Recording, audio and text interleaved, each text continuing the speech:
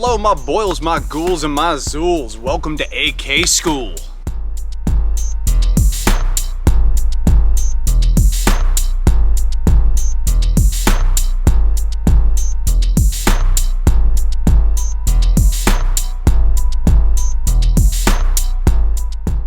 Welcome back to Kalash. Today we are out here in the backyard. We're going to talk about my personal reload philosophy with AKs.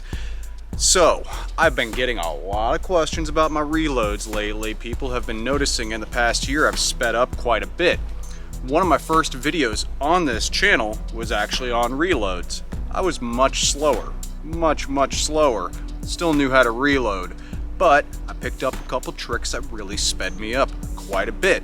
And really all it was a combination of accepting tips from people and observing. So let's get a rifle in our hands.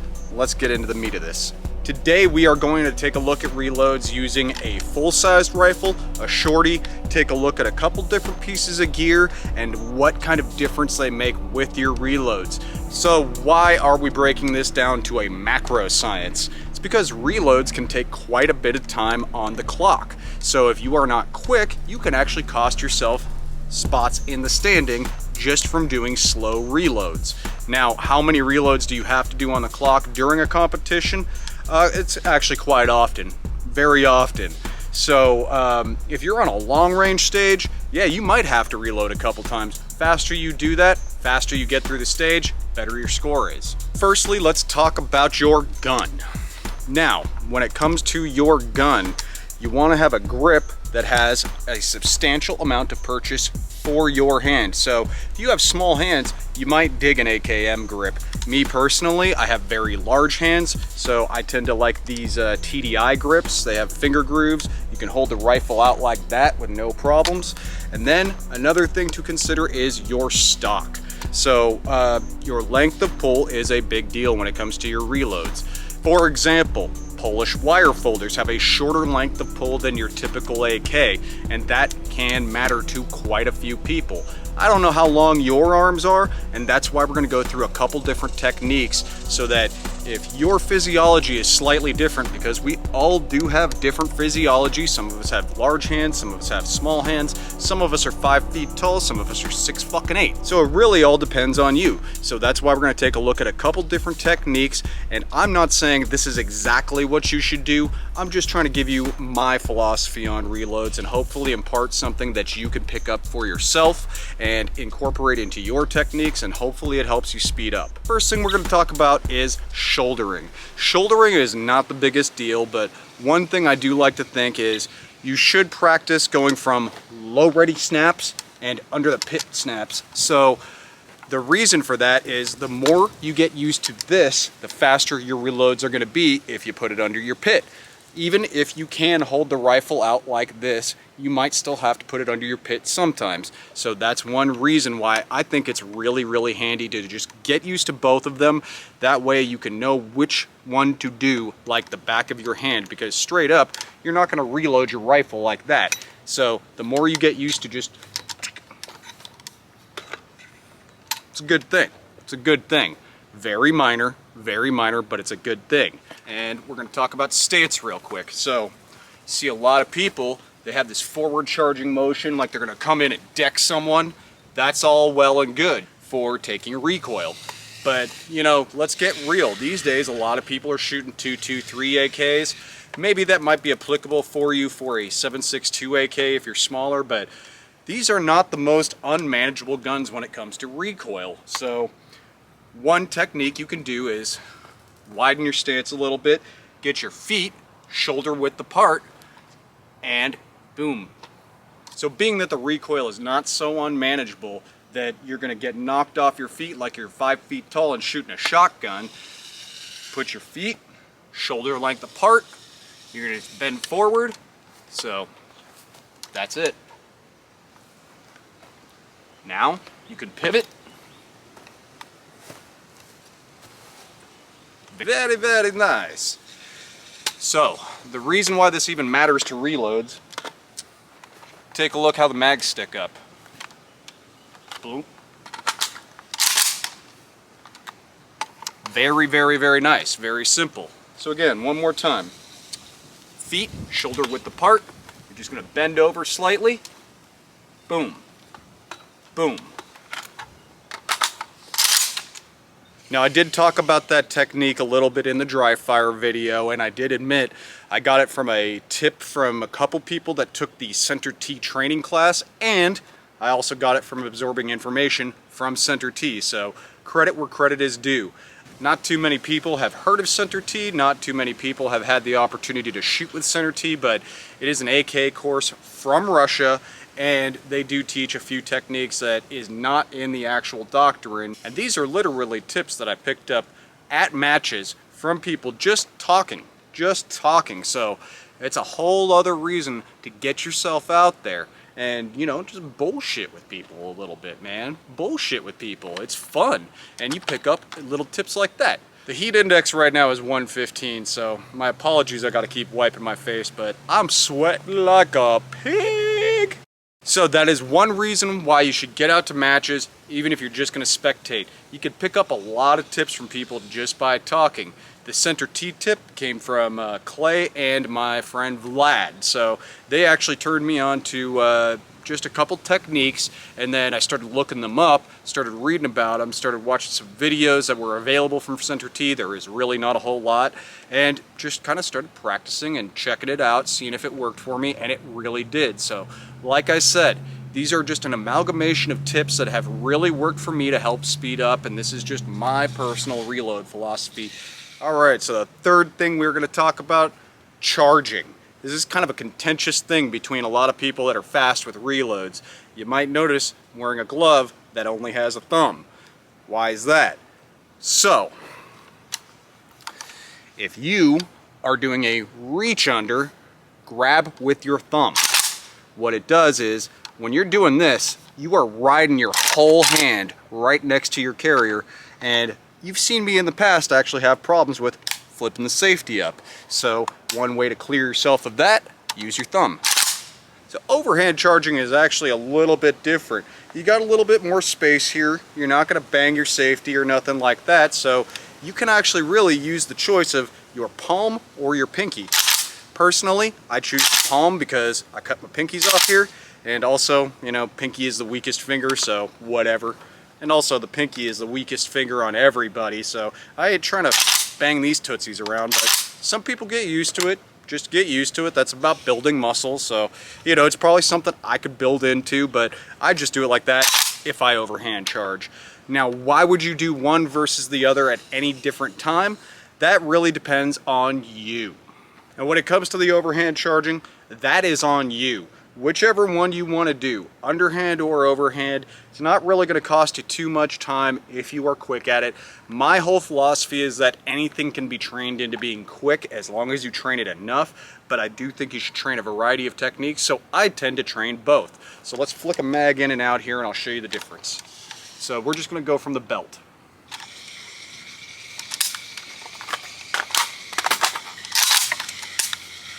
Okay?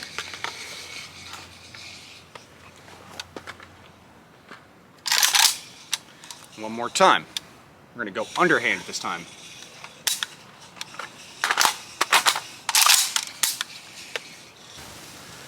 Oh, that feels so good. So the reason I don't think that one's too big of a contentious issue is because you're not really costing yourself much time doing either one. You either have to reach all the way under the rifle to do that, or you're just twisting and giving it one of those. Either way, it's pretty quick. Okay, let's go back over our first three things we're going to practice. Shouldering, stance, and charging. So let's get in our stance. Got our feet shoulder width apart. We're going to go high port and low port snaps. So let's start with our high port. No mag in. Make sure our hammer is engaged, and we're just going to go real slow.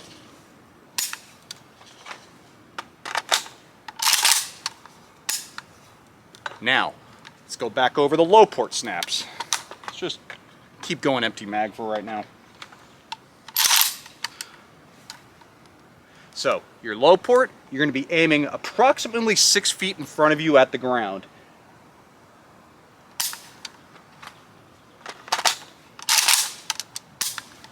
So, That's all you're gonna do. Back and forth and back and forth and back and forth. So what you're gonna do is practice those two things back and forth. Not at full speed. What you're gonna do is just work on your weapons handling. That's all that's about. Just weapons handling and snapping back and forth from the two positions. What it does is get you used to instinctually being able to use either one at the appropriate time. My apologies if there's a bunch of cuts on this video, but heat is one today, so I gotta drink a little bit of water in between. Okay, now that I got a little hydration going on, let's try the exact same thing, but what we're gonna do this time, overhand charging. So let's start at our low ready, no mag.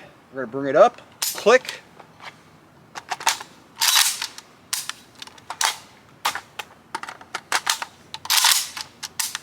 So the overhand, underhand comes down to what you're comfortable with, but I do think you should practice both. Now, what you are trying to accomplish when you're practicing low port and high port snaps, underhand and overhand charging, is you are increasing your weapons handling, and you are also practicing two techniques that will actually build instinct. So those are three basic things that I think about when it comes to speeding up my reloads: shouldering, stance, and charging. There is a fourth thing: magazine insertion. A lot of people don't think about their magazine insertion. The one way I was able to do that personally, like I said, I noticed people do this big dramatic crank motion, and it is pretty simple to insert your mag like that. You can kind of guide it in with the front lug like that. That's all well and good for other people.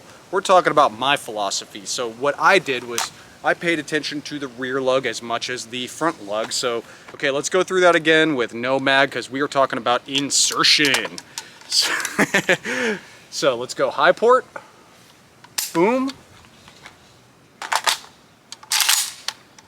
See, most vertical insertion possible. So we are baby stepping today. It means setting small, reasonable goals for yourself, one day at a time. One tiny step at a time. Baby steps. So let's go back over that. Shouldering, stance, charging, magazine insertion. 4 things you should be practicing when you're doing your one-to-ones. Okay, we have gone through shouldering, stance, charging, and magazine insertion. The last thing that I like to concentrate on when I'm trying to practice my one-to-ones that really did help me speed up my reloads was the pop. Now, what do I mean by that? Let's put a mag in. A lot of people find it a contentious issue as well. So, do you pop the mag first, or do you grab a mag and do that? So, pop the mag first, or grab the mag first. Both. I knew you were expecting that answer. Both. Okay, so you should be practicing both of them, back and forth, back and forth. Now, to be honest with you, I actually do find it a little faster for myself to pop the mag out first. Some people actually do find it a little faster to do something like a tack reload. Some people find it faster to do something like this guy. Either one, I think you're fine either way. I do think you should practice both. So let's go through those real quick. So how do I practice that? I literally put 2 magazines on my belt, and I practice popping them back and forth, try to build the instinct so that I can do either one when the time arises. So let's try that real quick. Sorry, I had to cut. I'm literally having an ocean of sweat falling in my eyes.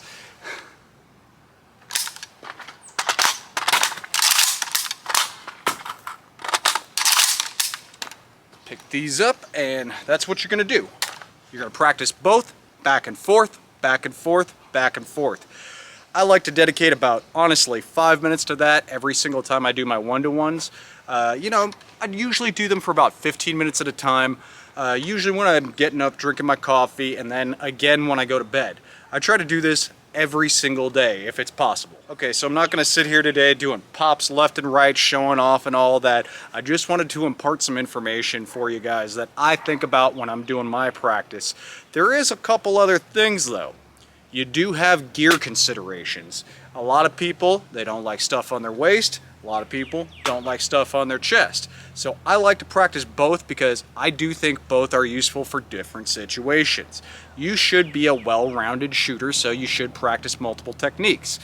Okay, let's sit down here and talk about a few gear considerations. So let's pop this off real quick. Now this is a rig from Davrinoff. Davernovs are all leather. You know, well, they do have a Cordura back, but they are primarily leather.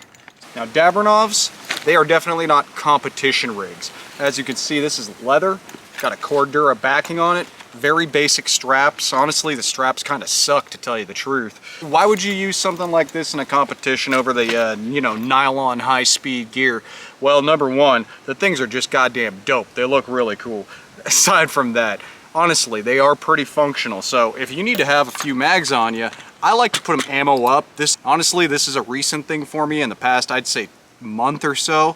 And honestly, I could tell you exactly where I got the tip. Mario Parada from SOF Defense. Guy's an amazing shooter, and I just happened to notice he had his mags ammo up, and I'm like, oh, the Davernov, yeah, that is better. That is better, okay. And the other nice thing about it is, when you're pulling them in and out, you're doing a tack reload, you pop it, and then you can insert it back, retain your mag, don't have to have a dump pouch. They do have a matching dump pouch that hooks onto the hooks down here. I actually typically use this to hook onto my belt just to hold my belt up a little bit. Now, belts. This is probably the most typical style of belt you'll see around. It's a hook and loop inner, so obviously it's going to retain very well onto your body itself. The adjustability on them is very, very, very nice. They are comfortable. They are lightweight. They don't squeeze too hard. They do hold up.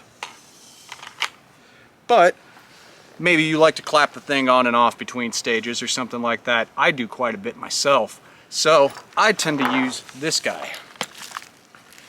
So this is removable. I can put a hook and loop inner in here. This is actually Hypalon. So Hypalon, it's a kind of rubberized textile.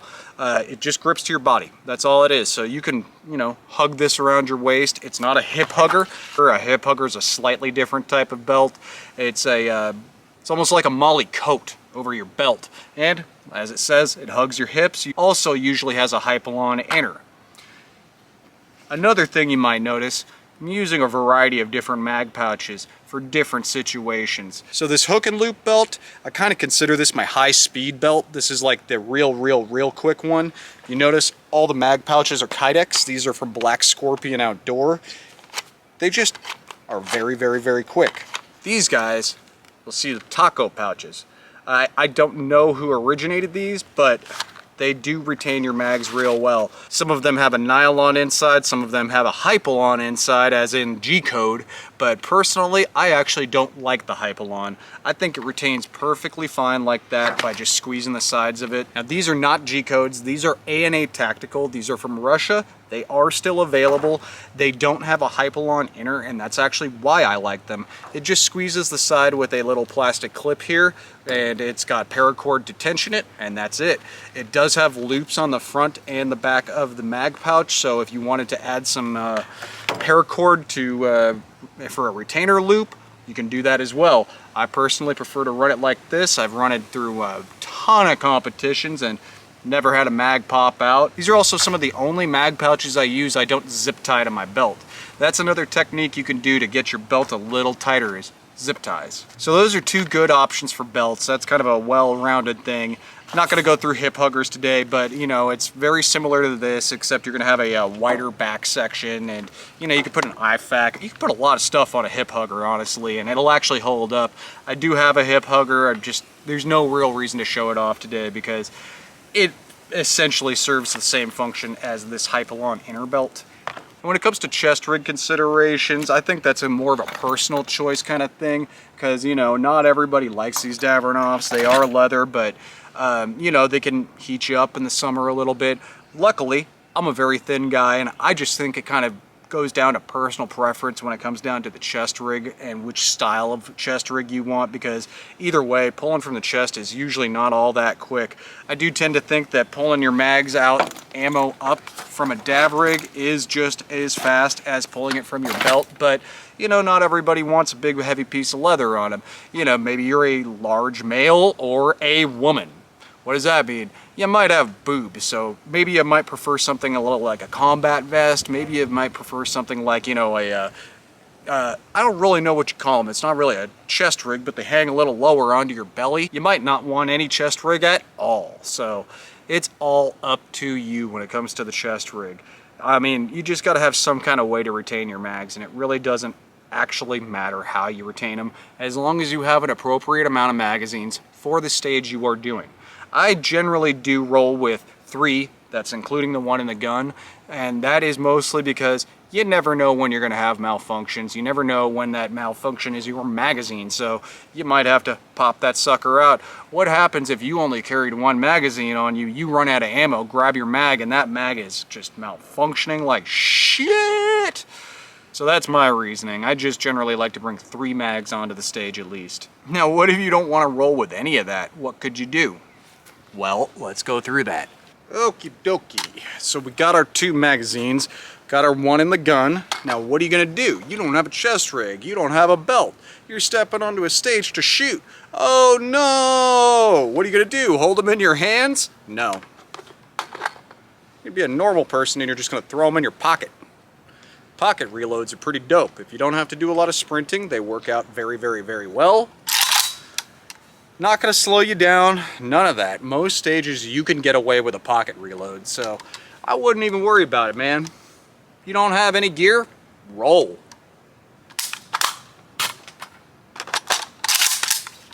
Okay, so what are we going to practice? Shouldering, stance, charging, magazine insertion, and the pop. Now you're going to practice all those things, you're going to build yourself a routine, and every single day you do this. Every single day. If you don't have 15 minutes, if you don't have 30 minutes or whatever, at least get something in. Try to build yourself a routine, and if only one iteration of each, technique can be done in your little practice, at least do that. What this is going to do, it's going to help you build your instincts, and when you step onto a stage, and let's say, you can't get your hand under there because you're prone, it's going to help you with your overhand charging. Now, we went through techniques, we went through gear. The other thing is guns. Not everybody is shooting a full-sized rifle. There is a little bit of a difference when it comes to shorties. It's just a little easier to reload them sometimes. So let's get this glove back on. Let's get a belt on at least. And okay, so we got our belt back on, and now let's talk about why there is a difference between a full-sized rifle and a shorty when it comes to reloads. Now again, everybody has a different physiology. You might be 5 feet tall, you might be 6'8". It really doesn't matter when it comes to speeding up your reloads, but you're going to have to work around a few things physiologically to kind of meld all these techniques together into your own kind of routine. So what I mean by that is, you're in your stance. You've boom, popped your mag. You notice how the rifle's sitting? I got a big old hand. I can do things like that. Maybe you can't. So why am I talking about that? Because a lot of people actually have to put it under their armpit. Some people don't have the muscle strength to actually hold it out right against their shoulder. It can also, even if you can hold it out against your shoulder, just putting it under your pit can provide a lot of stability. So when you clear your magazine well, go to grab another mag, it's nice and stable. It's very, very stable, and then when you get back on the shoulder, boom. So I realize the brace rule has come down, and this might be a little spicy for YouTube. This is a legal registered SBR, so fuck, that was depressing. Hate having to have that disclaimer. I chose this guy for one reason and one reason only, because crinks have a very, very small charging handle. They're very lightweight too, but anyhow, it doesn't really matter whether you have an M92 or whatever, Draco, doesn't really matter. I can hear my neighbors shooting in the background. Sorry about that, guys. I am not on a shooting range. I just live with a bunch of fucking rednecks.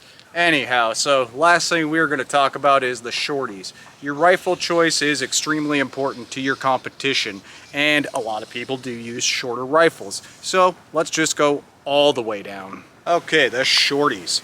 So today we are going to go with a crink. The reason we're going to go with a crink is because it is the shortest of the AKs, also has a very small charging handle, and honestly, just short rifles are very, very, very common, so I figure might as well go shortest you can. So So one thing that a shorter rifle does allow you to do is allows you a little more maneuverability.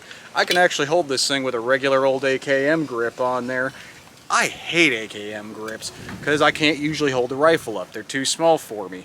Now this guy, I don't even have to have the rifle on my shoulder to reload. That's pretty fucking convenient.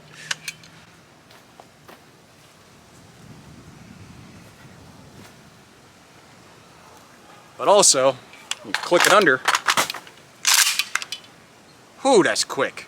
It's really just about stability. So, like I said, I'm not going to sit here showing off, doing a bunch of pops and all that for the gram. I just wanted to show you a couple different techniques and, you know, few considerations to put into your head when you're doing your one-to-ones. So I hope you guys have enjoyed this little lesson today. This is just my philosophy on reloads, my personal philosophy. You might have other techniques, you might have things to add, so that's what the comment section is for. Now, one last little recap. What are we going to look at when it comes to what I've heard a couple of you calling the goblin reload? We're going to look at shouldering, stance, charging, magazine insertion, and the pop. When it comes to your gear consideration, you're going to look at your mag pouches, Kydex or Hypalon. Which one do you want? Well, really, Kydex, Hypalon, or nylon? Which one do you want? When it comes to your chest rig, do you want something flashy like a DAV rig, or do you want something high speed like, you know, just some molly with a couple G codes and you're good to go? That's all up to you. The gear part is up to you and what you are most comfortable with. When it comes to your techniques for your reloads, I don't think everything is universal. I don't think I have the best way. This is the stuff that works the best for me, so.